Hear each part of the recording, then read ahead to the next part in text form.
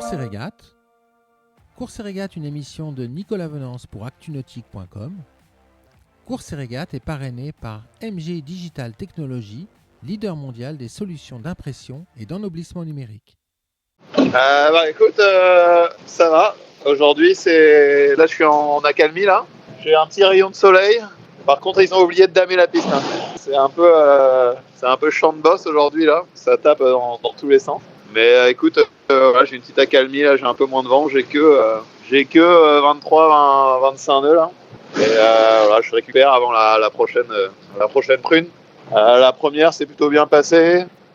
J'ai eu des rafales à proche de 50 au max. J'ai eu de l'établi à au plus peut-être 42, tu vois, genre sur 10 minutes. La mer était moins pire que ce que j'imaginais. Du coup, voilà, ça s'est plutôt bien passé, même si je suis pas super bien. J'ai eu un peu du mal à dormir là pendant on approche de la baston et pendant la baston. Et là, du coup, la nuit dernière, là, ça a commencé à se calmer un peu. Du coup, j'ai pu récupérer. Bah ouais, écoute, ça va empanner là dans l'après-midi, d'ici la fin de journée, avec la rotation de vent qui va arriver. Mais écoute, voilà, je suis content que ce baptême du feu de première prune de l'Indien soit bien déroulé. Et écoute, de toute façon, ça va enchaîner un peu hein, les prunes là sur les prochaines semaines. Mais au moins celle-là est passée. Et puis, quoi d'autre puis ça va quoi, je commence à prendre mes marques doucement là, du sud.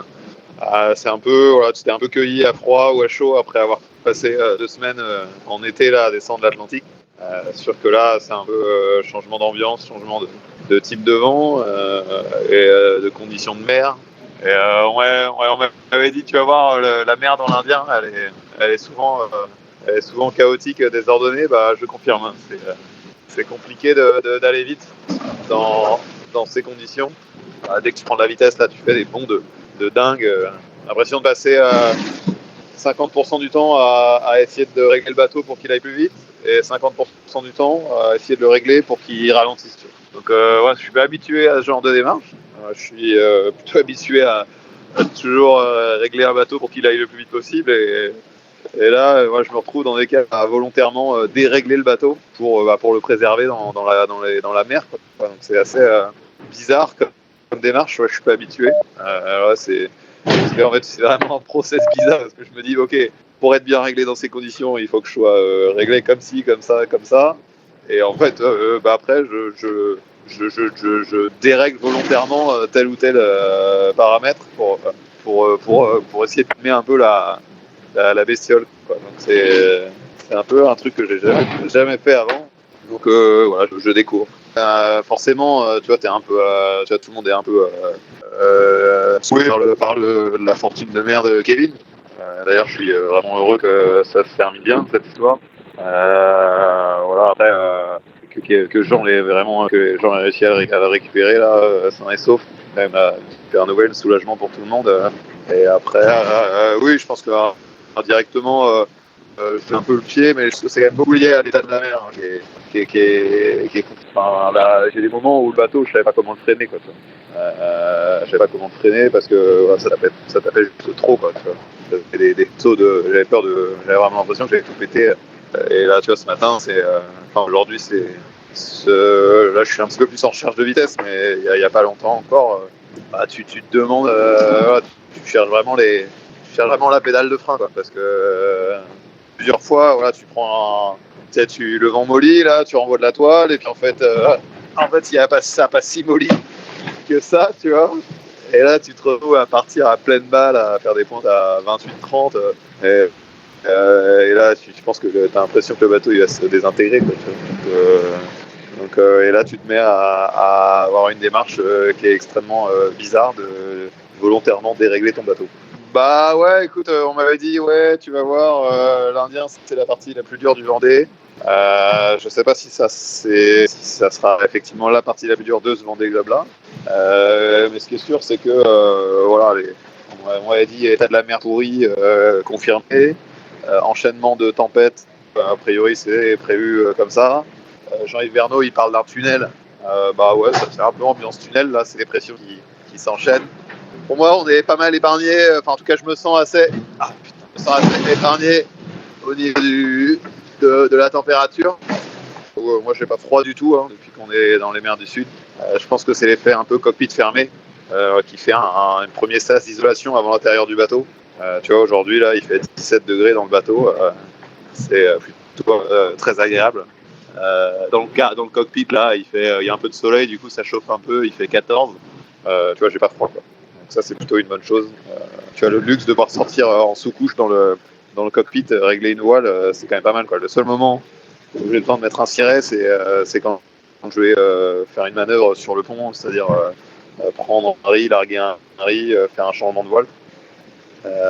Mais voilà, sinon je vis en sous-couche et c'est quand même, voilà, j'ai le sentiment que c'est un luxe par rapport à que beaucoup de mes concurrents n'ont pas. Ouais.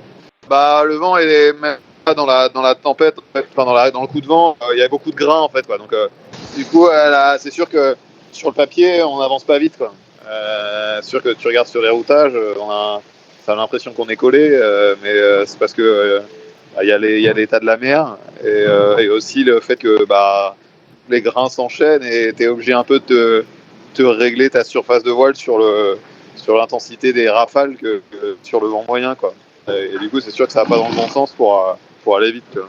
Là aujourd'hui, il n'y a pas trop de grains, mais voilà, c'est un peu moins rafaleux, mais tu vois, la nuit dernière, j'avais des écarts de 10 nœuds, tu vois. Si, il y a eu l'approche tempête où tu réduis sur l'heure. En fait, je t'avouerais que c'est le moment du coup de vent que j'aime le moins parce que tu as toujours peur soit de réduire trop tôt et du coup te traîner le temps que le vent rentre vraiment, ou alors tu as peur de t'y prendre trop tard et du coup de risquer d'abîmer des voiles en prenant un riz dans trop de vent ou en roulant une voile dans trop de vent. Tu vois, une fois que tu es dans le coup de vent, ça va. Tu as ta voile, tu as ta toile du temps pour la prune, tu surveilles la mer, tu surveilles les déferlantes, mais tu vois, une fois que tu es dedans, c'est bon, quoi, tu vois. En plus, tu vois, nos bateaux, ils sont faits pour faire des pointes ils sont structurés pour faire des pointes à plus de 30 nœuds. Du coup, quand tu fais le gros dos dans une prune avec votre toile, tu sais que structurellement, il peut pas t'arriver grand chose, quoi, tu vois, parce que le bateau va pas vite, que la structure est pas très sollicitée par rapport à ce qu'elle est prévue. Et puis voilà, une fois que tu es dedans, c'est presque le meilleur moment, quoi. Une fois que tu es dans ta prune, c'est bon, tu n'as plus trop de questions à te poser, tu as ta toile pour la prune. Et voilà, l'avant-après, c'est un peu plus. Ça demande un peu plus de réflexion et de gestion, quoi, de bien séquencer la